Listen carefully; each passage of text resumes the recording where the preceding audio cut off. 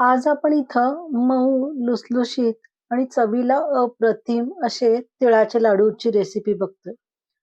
जवळून मी त्याचं टेक्स्चर दाखवते. हा लाडू दिसायला जेवढा छान आहे, तेवढाच चवीला अप्रतिम आहे. घरातील लहान मुलांपासून अगदी वयोवृद्धांपर्यंत कोणालाही लाडू सहज खाता येईल अशी ही लाडूची रेसिपी आहे. वेळ न दवडता व्हिडिओला सुरुवात करूया. त्या लाडूसाठी काही महत्त्वाच्या टिप्स आहेत, त्या सुद्धा आपण यामध्ये पाहणार आहे. नमस्कार, मी अनिता. अनिताज फूड बास्केटमध्ये तुमचं सर्वांचं अगदी मनापासून स्वागत आहे.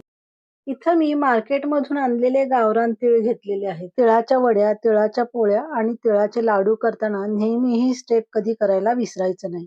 इथं मी मोठ्या बाउलमध्ये पाणी घेतलेलं आहे आणि त्यामध्ये हे तीळ घातलेले आहेत.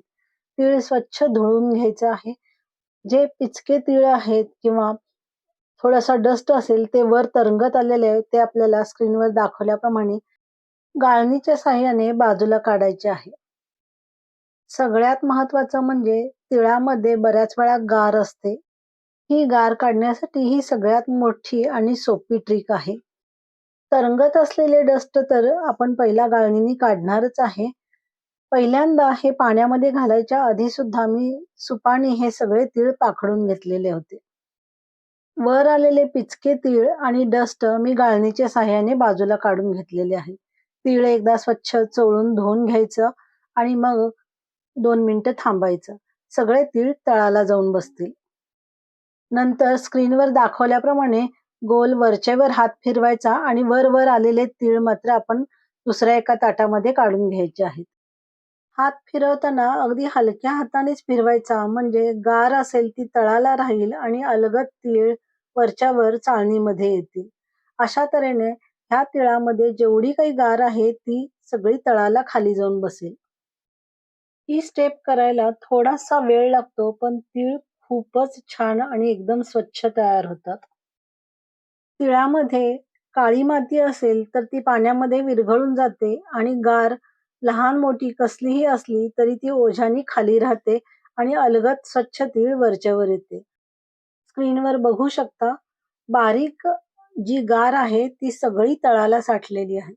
चाळणीने चाळलं तर सगळीच गार बाजूला होत नाही. मी थोडीशी हातावर घेऊन दाखवते. बारीक बारीक आहे ती मात्र बाउलमध्ये तशीच शिल्लक आहे. गार असेल तर ही स्टेप मात्र नक्कीच कंपल्सरी करावी. या बाउलच्या तळाला खूप बारीक गार शिल्लक आहे. मी तुम्हाला जवळून दाखवायचा प्रयत्न करत आहे. वर गाळून घेतलेले जे तीळ आहेत ते स्वच्छ कापडावर एका कोरड्या पसरून घ्यायचे आहेत आणि थोडेसे सुकवायचे आहेत. नेहमी पण असं वर्षभरासाठीचे तीळ सुद्धा स्वच्छ धुवून उन्हामध्ये कडक वाळवून थोडेसे गरम करून भरून ठेवले तरी सुद्धा वर्षभर तीळ आरामात छान राहतात. आता स्क्रीनवर तुम्ही बघू शकता, स्वच्छ धुतलेले तीळ किती छान दिसत आहेत. तीळ वाळेपर्यंत आपण लाडूला लागणारे बाकीचं साहित्य बघूया. तिळाच्या लाडूसाठी भाजलेले शेंगदाणे, भाजलेलं खोबरं, वेलची पावडर, चिक्की गूळ घेतलेला आहे. कंपल्सरी चिक्की गूळच घ्यायचा आणि तीळ घेतलेले आहेत, जे आता आपण स्वच्छ धुवून घेतलेले आहेत ते. गॅसवर मी कढई गरम करायला ठेवलेली आहे. त्यामध्ये तीळ घालून घ्यायचे आणि एकसारखं हलवत राहायचं आहे. सगळ्यात महत्वाची गोष्ट म्हणजे तीळ भाजताना अजिबात गॅसची फ्लेम मोठी करायची नाही.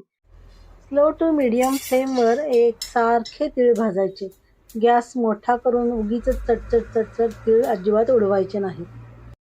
स्क्रीनवर तुम्हाला जवळून मी दाखवत आहे. तीळ कसे अगदी एकसारखे फुगलेले आहेत.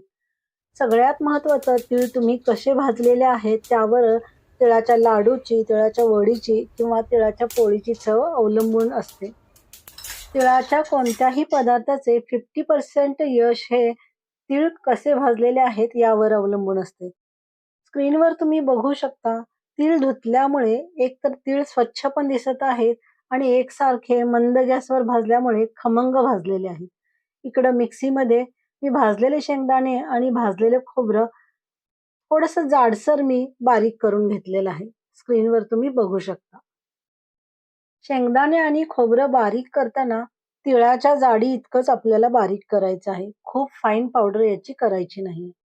ते मिश्रण बाजूला काढून मी त्याच मिक्सरच्या भांड्यामध्ये थोडेसे तीळ बारीक करून घेतलेत आणि थोडे तसेच ठेवलेले आहेत. बारीक करताना पल्स मोडवर एकदाच मी फक्त मोडून घेतलेले आहेत. बरेच तीळ यामधले अखंड आहेत. एका ताटाला मी तुपाने ग्रीसिंग करून ठेवलेले आहे. इकडे गॅसवर मी कढई गरम करायला ठेवलेली आहे आणि त्यामध्ये 1 टेबलस्पून होईल इतकं तूप घातलेलं आहे. तुपाने कढईला सुद्धा ग्रीसिंग करून घेतलेलं आहे. जो गूळ घेतलेला आहे, तो गूळ मी त्यामध्ये घालून आपलं मंद गॅसवर हा मेल्ट होऊ द्यायचा आहे. गूळ एकसारखा चिरून घेतल्यामुळे मेल्ट होताना तो एकसारखा मेल्ट होईल. गॅसची फ्लेम इथं स्लोच ठेवलेली आहे. गूळ मेल्ट करताना गॅसपासून अजिबात लांब कुठं जायचं नाहीये. जे तीळ आपण बाजूला ठेवले होते, ते सुद्धा मी क्रश केलेल्या तिळामध्येच घालून घेतलेले आहेत. इथं गूळ माझा पूर्ण विरघळून झालेला आहे. स्क्रीनवर बघू शकता. इथं आपल्याला कुठलाही पाक करायचा नाही. गूळ विरघळल्यानंतर खोबरं आणि शेंगदाण्याचं क्रश केलेली जी पावडर होती, ती पावडर, तीळ आणि वेलची पावडर 1 चमचा घालून आपल्याला स्क्रीनवर दाखवल्याप्रमाणे गुळामध्ये लगेचच कोट करून घ्यायचं आहे.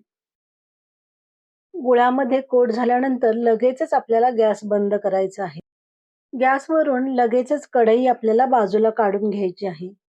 इकडं आपण ताटाला तुपाचं ग्रीसिंग करून ठेवलेलं आहे. टेबलस्पूनच्या साहाय्याने एक माप केलेलं आहे आणि त्या मापाच्या साहाय्याने आपण थोडं-थोडं मिश्रण ताटामध्ये बाजूला काढून ठेवणार आहे.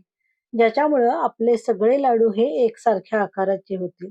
गुळाचा हाताला चटका बसू नये म्हणून हाताला तूप लावून घेतलेलं आहे आणि स्क्रीनवर दाखवल्याप्रमाणे आपल्याला लाडू वळून घ्यायचे आहेत. आता इथे एक महत्वाची टीप. सगळे लाडू वळून होईपर्यंत पहिले लाडू थोडेसे बसले जातात कारण गूळ अजून गरम आहे त्यामुळे थोडेसे चपटे होतात. त्यामुळे या प्रत्येक लाडूला परत एकदा हातावर गोल करायचं आहे. थोडेसे थंड होईपर्यंत ही स्टेप आपल्याला करायची आहे. एकदा लाडू थंड झाले, की आपोआप तो आपला गोल आकार आहे तसा धरून राहील आणि लाडू अजिबात रेलणार नाहीत किंवा चपटे होणार नाहीत. ज्यांना या लाडूमध्ये खोबरं आणि शेंगदाणे आवडत नाहीत, त्यांनी तेवढ्याच मेजरमेंटचे तीळ वापरायचे आहेत. पण खोबरं आणि शेंगदाण्यामुळे हे लाडू अप्रतिम चवीला होतात. आता आपण एक लाडू मोडून बघूया. एकदम सॉफ्ट झालेले आहेत. घरातल्या लहानांपासून अगदी मोठ्यांपर्यंत कोणालाही हे लाडू सहज खाता येईल असे आहेत.